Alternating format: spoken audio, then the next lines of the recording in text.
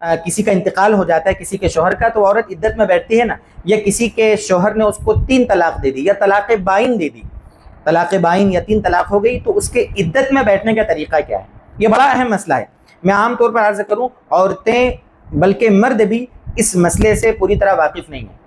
اچھے گھرانوں میں جو سمجھدار گھرانے سمجھے جاتے ہیں، وہاں بھی عورتیں عدت میں صحیح طریقے سے نہیں بیٹھتی، بلکہ عورتوں پر میں کہتا ہوں ظلم ہوتا ہے۔ گھروں میں کون دیا جاتا ہے، اس کو کھلے چھت کے نیچے بھی جانے نہیں دیا جاتا، گھر کے کام کاج نہیں کرنے دیے جاتے، اس کو گھروں میں کون دیتے ہیں، اس کے محرم رشتہ داروں سے بھی اس کو ملنے نہیں دیا جاتا۔ شریعت کی روشنی میں، صحیح اسلام کی روشنی میں آپ کے سامنے اس کی باتیں میں آپ کے سامنے ذکر کرتا ہوں، تاکہ غلط فہمیوں سے ہم نکلیں، صحیح شریعت پہ چلنے کی کوشش کریں۔ جو پرمپرائیں آپ کے گھروں کے ریتی رواج، وہ شریعت نہیں ہے۔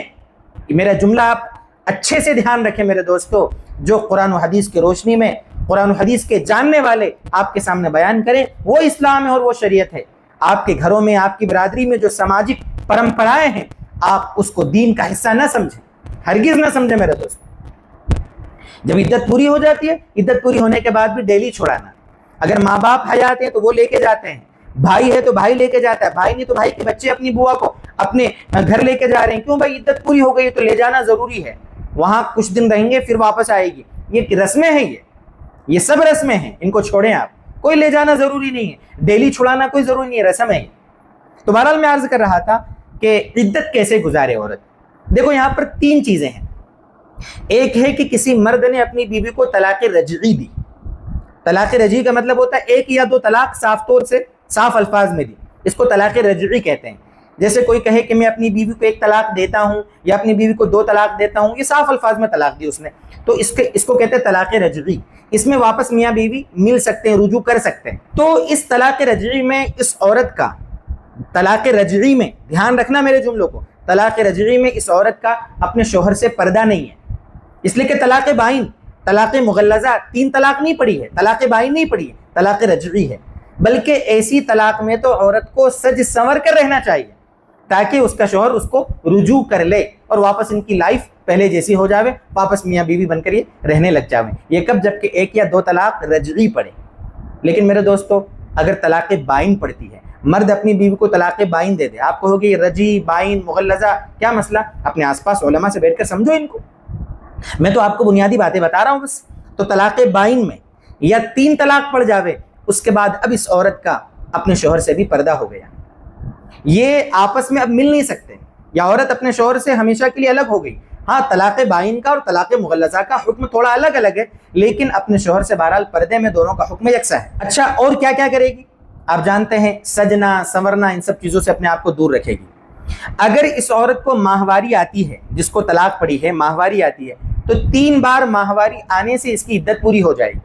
جب تک 3 ماہواری کمپلیٹ نہ ہو جاوے، یہ کہیں نکاح نہیں کر سکتی، یہ گھر سے باہر نہیں نکل سکتی، ٹھیک ہے؟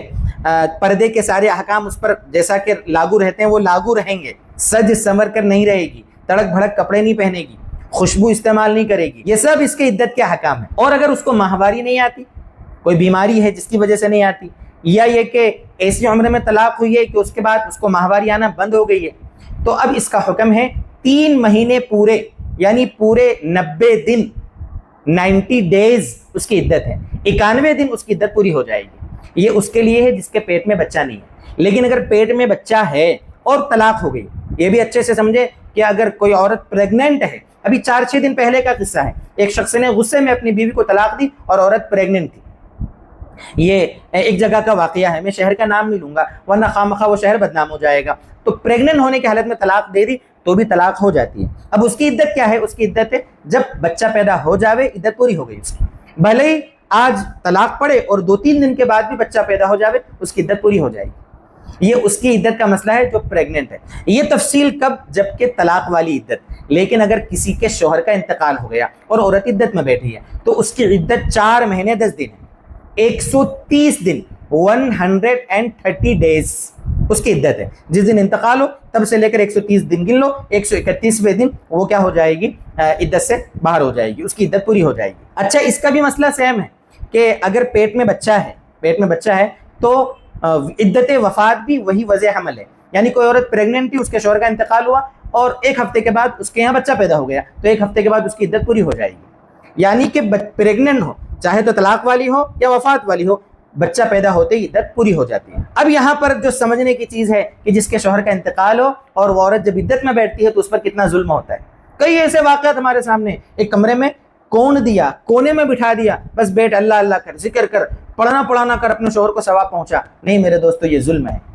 اس عورت کے لیے عدت کا مسئلہ صرف یہ ہوتا ہے کہ پورے گھر میں جہاں چاہے وہ آ جا سکتی ہے، گھر کے سارے کام کاج کر سکتی ہے، گھر کے کاموں میں ہاتھ بٹا سکتی ہے، اپنے سارے محرم رشتہ داروں سے ملاقات کر سکتی ہے، کھلے آسمان کے نیچے جا سکتی ہے، گھر میں کھلی جگہ ہوتی ہے وہ جا سکتی ہے، حال احوال ایک دوسرے سے معلوم کر سکتی ہے، فون پہ بات کر سکتی ہے۔ یہ ساری چیزیں عدت میں اس کے لیے سب جائز ہیں۔ یہ کچھ موٹی موٹی بنیادی باتیں عدت کے بارے میں نے آپ کے سامنے ذکر کی۔ اگر اس میں سے کسی کو آپ کو کوئی چیز یعنی شک میں مبتلا کرے، کوئی ڈاؤٹ ہو آپ کو، تو آپ کمنٹ کریں، انشاءاللہ آپ کے ڈاؤٹ کو کلیئر کرنے کی کوشش کی جائے گی۔ لیکن جو باتیں ذکر کی بڑی ذمہ داری کے ساتھ آپ کے سامنے ذکر کی، اللہ کے واسطے ان پر عمل کرنے کی کوشش کریں، اپنے عورتوں پر ظلم نہ کریں، اسلام کو بدنام نہ کریں۔ اسلام کوئی مشقت والا مذہب نہیں ہے، بالکل ایک پیسفل، امن والا، رحمت والا، برکت والا، زندگیوں میں نورانیت اور رحمت لانے والا ایک مذہب ہے، اور اس کے احکام انتہائی نورانی اور برکت والے ہیں۔ آپ زبردستی اپنی رسموں کے بندھن میں،